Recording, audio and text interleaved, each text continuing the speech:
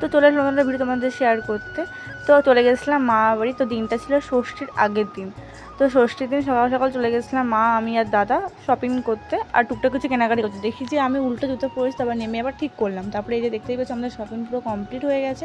তো তারপরে চলে গেছিলাম মা বাড়ি। তারপরে এই যে এখন আমরা খাওয়া দাওয়া করবো সবাই মিলে। তো এই যে আমার দাদা আমার এখন খাওয়া দাওয়া পরিবেশন করবে আর কি।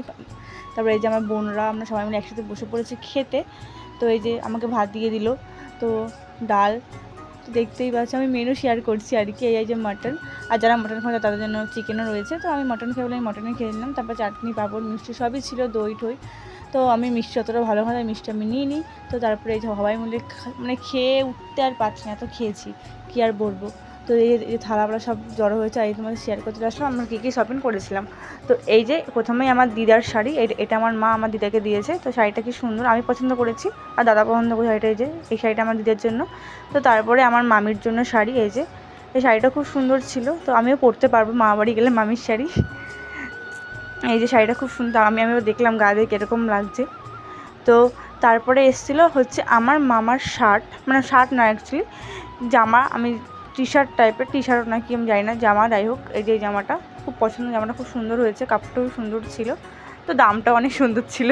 তো দাম তো হবেই, তো বাদ দাও। এই যে তারপরে হচ্ছে আমার বাবার এই যে আমার বাবা এইসবই পরে আর কি, পকেট ছাড়া গেঞ্জি ছাড়া পরে না আর কি।